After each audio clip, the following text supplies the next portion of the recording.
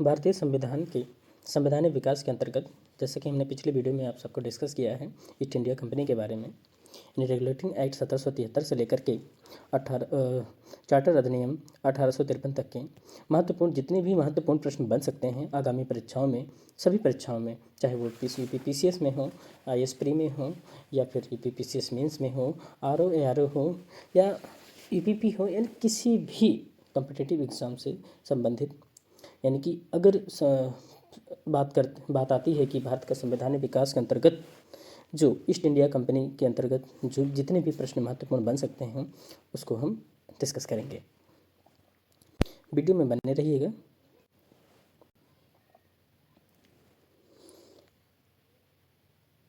भारतीय संविधान में संवैधानिक विकास के अंतर्गत, जैसे कि आपको हमने डिस्कस किया था कि भारत का संवैधानिक विकास किस प्रकार से हुआ।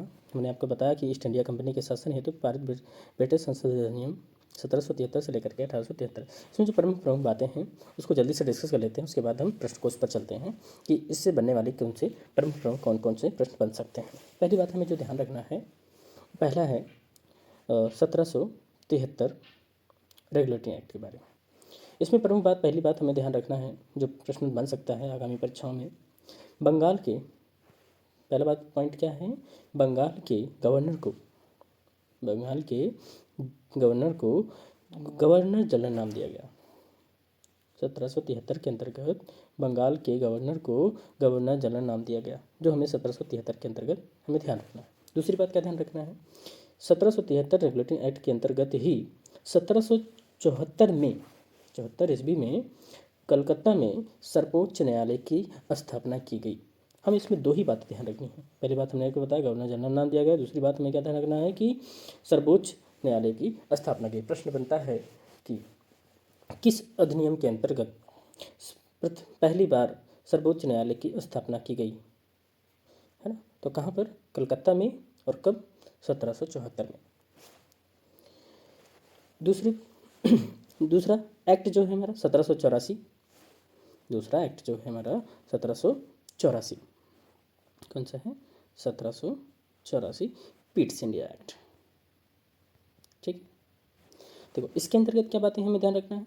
पहली बातें जो ध्यान रखना है, इसमें क्या हुआ कि कंपनी के व्यापारिक एवं राजनीतिक कार्य अलग कर दिए गए, यानी कि कंपनी के व्यापारिक एवं राजनीतिक कार्य में अलगाव कर दिया गया। दूसरी बात हमें ध्यान रखना है कि राजनीतिक कार्यों के लिए 1784 का पीट्स इंडिया एक्ट के अंतर्गत कंपनी के लिए राजनीतिक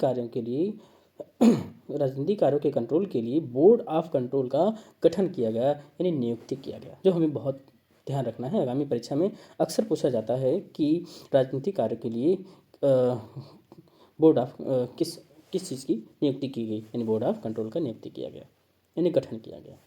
हमें दो बातें ध्यान रखना है। दो बातें हमने आपको 1773 में बताई, दूसरी दो बातें हमने 1784 ईस्ट इंडिया अंतर्गत की भी बताई। अब हम तीसरा डिस्कस कर लेते हैं। तीसरी बात हम जल्दी से डिस्कस कर लेते हैं 1813 का चार्टर एक्ट। इसमें हमें प्रमुख 3 बातें ध्यान रखनी है जो हमारी परीक्षा में पूछी जाती हैं हर एग्जाम में। पहली बात हमें ध्यान रखना है, शिक्षा के लिए पहली बार 1813 चार्टर एक्ट के अंतर्गत ही शिक्षा के लिए पहली बार 1 लाख खर्च करने की व्यवस्था की गई। बहुत ही महत्वपूर्ण प्रश्न है। दूसरी प्रश्न क्या है कि भारत में व्यापार के लिए एकाधिकार को समाप्त कर दिया गया। प्रश्न बनता है कि किस एक्ट के अंतर्गत भारत में एकाधिकार को समाप्त कर दिया गया, व्यापार के एकाधिकार को समाप्त कर दिया। तो आंसर होगा हमारा 1813 का चार्टर एक्ट। तीसरा प्रश्न जो बन सकता है वो है भारत का व्यापार भारत में जो चाय का व्यापार था वो चाइना के साथ बना रहा। प्रश्न बनता है कि जब भारत में व्यापारिक एकाधिकार को समाप्त कर दिया गया तो ब्रिटिश जो सरकार थी वो चाइना के साथ अभी भी चाय का व्यापार कर रही है। तो प्रश्न बन जाता है कि कभी कभी पूछ लेता है कि अभी कौन सा व्यापार कर रहा है, तो चाइना के साथ चाय का व्यापार कर रहा है। इस बात को हमें थोड़ा सा ध्यान रखना है। ठीक है।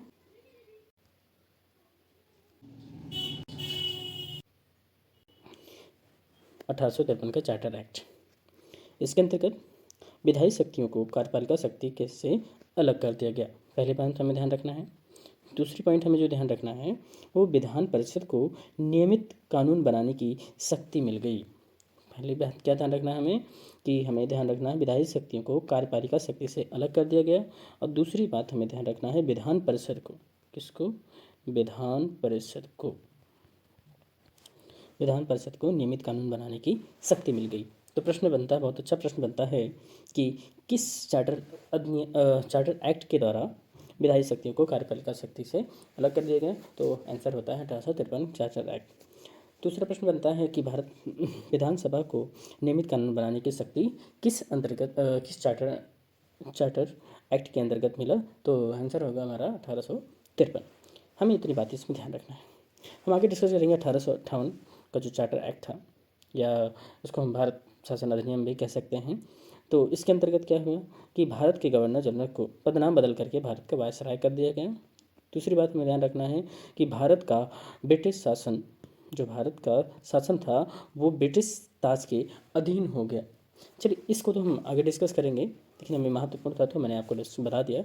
तो हमने जो पिछली वीडियो में आपको डिस्कस किया था वो 1773 से लेकर के 1853 तक के बारे में था। यानी कि जो ईस्ट इंडिया कंपनी जो बनी थी उसके शासन हेतु जो पारित किया गया था, जितने अधिनियम बनाए गए थे, है ना, संसदीय अधिनियम, वो सारी चीज़ें थी। अब हम इसी में जो महत्वपूर्ण प्रश्न बन सकते हैं उसको हम आगे डिस्कस कर लेते हैं, कौन कौन से प्रश्न बन सकते हैं। मैंने आपको शॉर्ट में सारी बातें बता दिया कि क्या क्या बातें थी और हमें क्या क्या महत्वपूर्ण बातें ध्यान रखना है। 1773 का मैंने बता दिया और 1784 का बता दिया, 1813 चार्टर एक्ट बता दिया, 1833 चार्टर एक्ट बता दिया और 1853 का चार्टर एक्ट डिस्कस कर दिया। अब आगे हम प्रश्नों को डिस्कस कर लेते हैं। प्रश्न देख लेते हैं कि हमारे जो घटना चक्र की सीरीज में, जो घटना चक्र की भारतीय शासन अधिनियमों की जो बुक है पूर्वावलोकन की, उसमें कौन कौन से प्रश्न बने हैं और सभी एग्जामों में किस तरह से प्रश्न बने हैं, इसको हम आगे डिस्कस कर लेते हैं। वीडियो में आगे बने रहिएगा। इसके अंतर्गत देखिए पहला प्रश्न है, जो हमारा पहला प्रश्न है वो प्रश्न को उसमें हम देखेंगे, निम्नलिखित में से किस अधिनियम में कलकत्ता में सर्वोच्च न्यायालय की स्थापना का प्रावधान किया गया। देखिए हमने पहले भी आपको डिस्कस किया था कि जो हमें ध्यान रखना है 1773 रेगुलेटिंग एक्ट का वो यही है कि सर्वोच्च न्यायालय का जो प्रावधान किया गया था वो रेगुलेटिंग एक्ट 1773 के अंतर्गत था हमारा, यानी कि पहला ऑप्शन हमारा करेक्ट हो जाएगा। अब दूसरा ऑप्शन की हम देख लेते हैं कि जो हमारा दूसरा प्रश्न है वो किस तरह से बन सकता है, वो हम आगे डिस्कस करते हैं।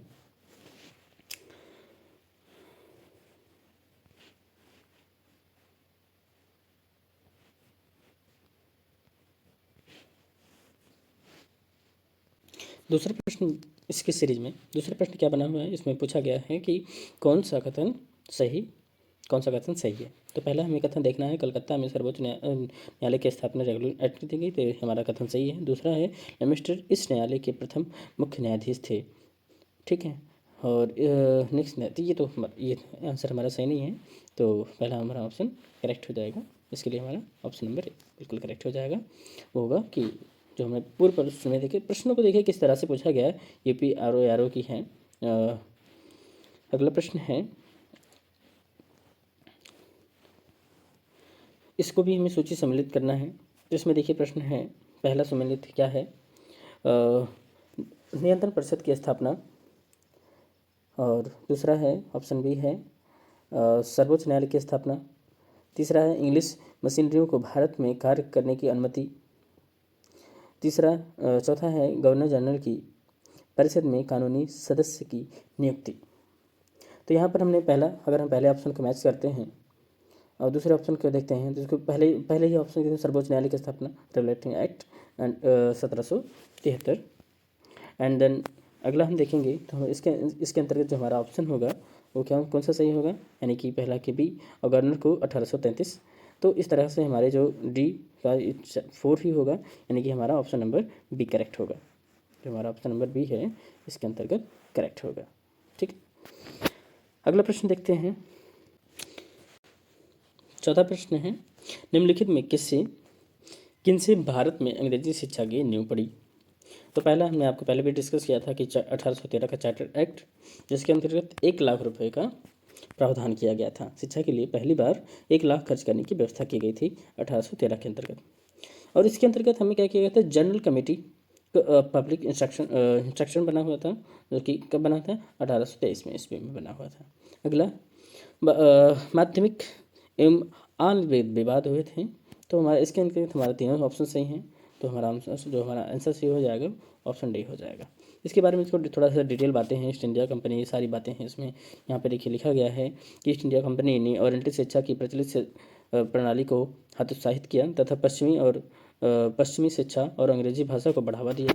1813 चार्टर एक्ट अधिनियम में भारत में शिक्षा स्तर के लिए प्रतिवर्ष 1 लाख रुपए खर्च करने का प्रावधान किया गया। यह हमें जो प्रमुख रूप से ध्यान रखना, पहले भी हमने डिस्कस किया है। 1823 ईस्वी में general committee of public instruction का गठन किया गया, जिसकी मुख्य जिम्मेदारी शिक्षा के लिए 1 लाख रुपए के अनुदान देना था। समिति में 10 यूरोपीय सदस्य थे। ये भी प्रश्न बन सकता है, समिति में कितने सदस्य थे, तो 10 यूरोपीय सदस्य, जिसमें आंग्ल एवं फ्रांस दोनों शिक्षा माध्यमों से समर्थक शामिल थे। फिर हम देखते हैं कि शिक्षा के समर्थक शामिल थे, जबकि टी प्रिंस प्राच्य शिक्षा के समर्थकों का नेतृत्व करता थे।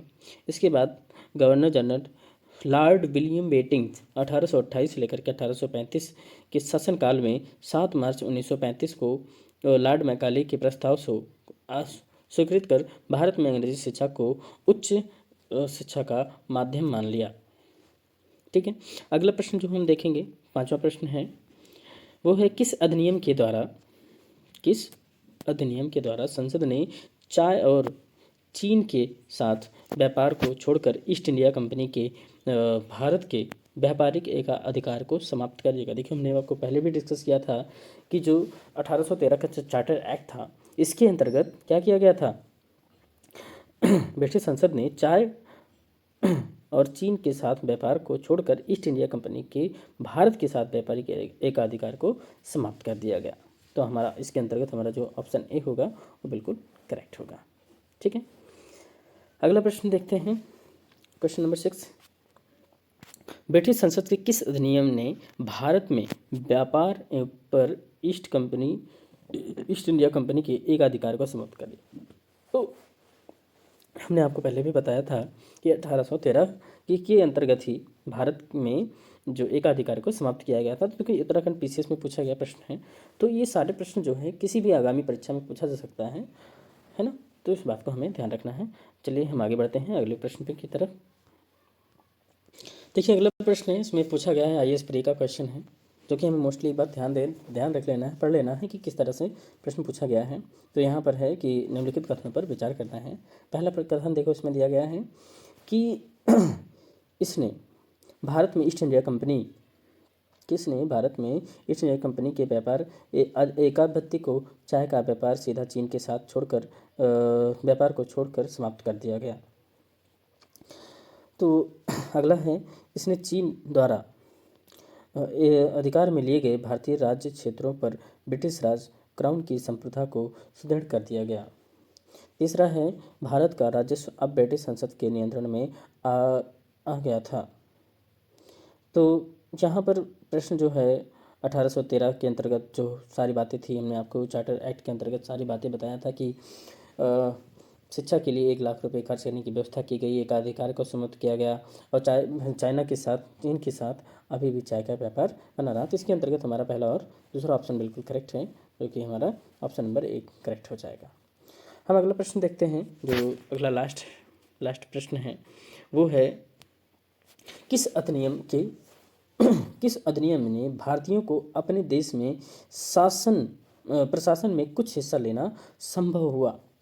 तो इसके अंतर्गत जो विधान परिषद हमने आपको डिस्कस किया था कि 1853 का जो चार्टर एक्ट था, विधायी शक्तियों को कार्यपालिका शक्ति से अलग कर दिया गया है। दूसरी बात हमने आपको बताया था कि विधान परिषद में नियमित कानून बनाने की शक्ति मिल गई। तो ये चार्टर एक्ट था, कौन सा था, 1833। तो यहाँ पर हम पढ़ सकते हैं कि किस धारा के, कभी कभी प्रश्न पूछता है कि बहुत ही संभावित प्रश्न है कि पूछा जाता है कि किस धारा के अंतर्गत, तो धारा 87 के अंतर्गत पूछा जाता है। तो इसको हम थोड़ा सा पढ़ लेते हैं कि क्या चीज़ें हैं आप सबके लिए। चार्टर एक्ट 1833 की धाराओं में सबसे महत्वपूर्ण धारा थी 87 थी, जिसमें यह कहा गया था कि किसी भी भारतीय अथवा क्राउन की देशज प्रथा को अपने धर्म, जन्म स्थान, वंश, वंशानुक्रम और वर्ण यानी कि कलर अथवा इनमें किसी एक कारणवश कंपनी के अधीन पद अथवा सेवा के अयोग्य नहीं माना जाएगा। कालांतर में राजनीतिक आंदोलन में 1833 एक्ट की यह धारा प्रशासन में भागीदारी हेतु मुख्य आधार बनी। ठीक है, तो हमने आपको जो 1733 से लेकर के 1773 से लेकर के जो 1853 तक जो चार्टर एक्ट थे हमने जो डिस्कस किया, रेगुलेटरी एक्ट से लेकर के प्रथम एक्ट से लेकर के 1853 का चार्टर एक्ट तक, वो सारी बातें इसमें थी।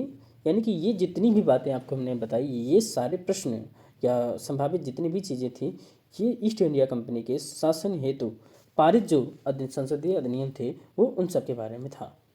अब हम आगे जो डिस्कस करेंगे वो होगा ब्रिटिश ताज की, यानी कि जब 1858 यानी कि क्या हो जाता है, भारत का जो शासन होता है वो ब्रिटिश ताज के अधीन जो हो जाता है, उसके बाद भारत शासन अधिनियम बनता है, यानी कि 1858 पहला जो अधिनियम बनता है वो उसका नाम है भारत शासन अधिनियम, यानी 1858। इसके अंतर्गत ब्रिटिश ताज के अधीन कर दिया गया और ये सारी मुख्य मुख्य बातें हम आगामी आने वाले वीडियो में हम डिस्कस करेंगे। इसके बाद अब फिर हम आ जाएंगे, जो हमारा जो अगला टॉपिक होगा वो हम डिस्कस करेंगे कि हमारा भारत का संवैधानिक विकास जो हमारा डिस्कस हो गया। उसके बाद हम संविधान सभा का निर्माण प्रक्रिया को हम डिस्कस करेंगे। तो जितने भी प्रश्न बन सकते थे वो हमने आपको डिस्कस किया और बाकी अब इससे ज़्यादा और कोई प्रश्न संवैधानिक इतिहास से नहीं बन सकता है, जो हमने आपको भी पहले बताया। जितना हमने अभी आपको 1771 से लेकर के 1853 तक के हम चार्टर एक्ट को डिस्कस किया है। इतनी देर आपको ध्यान से सुनने के लिए सादर धन्यवाद। आगे वीडियो में बने रहिएगा। हमने जो सीरीज़ स्टार्ट किया है इसको हम बिल्कुल कंप्लीट करेंगे। जितने भी वीडियो में कंप्लीट हो वो हम उसी सीरीज़ में 18 से 20 मिनट शॉर्ट वीडियो यानी कि आधे घंटे का पार्ट बना करके हम सारी चीज़ों को कंप्लीट करेंगे, जिससे आपके जितने भी प्रश्न बन सकते हैं वो सारी चीज़ें हम आपको इसमें हम कवर कराने की प्रयास करेंगे, जिससे समस्त एग्ज़ाम की जितने भी एग्ज़ाम में प्रश्न आते हैं वो सारी चीज़ें कंप्लीट होगी, चाहे वो PPCS में हो, RO में हो, सारे प्रश्नों को हम कवर करने का प्रयास करेंगे। हमने घटना चक्र को एक सीरीज़ माना हुआ है, जिससे चूँकि माना जाता है कि घटना चक्र जिस तरीके से सारे प्रश्नों को संग्रहित किया है, खास करके UPPCS के लिए या UPSC के लिए, या तो उसमें सभी एग्ज़ामों को कंबाइन कर दिया गया है, इसलिए हमने घटना चक्र को क्रम में लिया है। हालांकि जो आपके एग्ज़ाम में नॉर्मली UPP में हो गया या छोटे मोटे जो एग्ज़ाम होते हैं, जो वनडे एग्ज़ाम्स होते हैं, इनमें जो प्रश्न पूछे जाते हैं वो काफ़ी ईजी होते हैं, या फिर वन लाइनर होते हैं, जिसमें कथन स्टेटमेंट टाइप का नहीं होता जैसे PCS में पूछा जाता है या IAS में पूछा जाता है, उस तरह से नहीं रहेगा। लेकिन हमें बातों को तो ध्यान रखना है कि कौन कौन सी बातें हैं, कौन कौन सी क्या चीज़ें हैं, वो सारी चीज़ें हैं। चलिए, थैंक यू।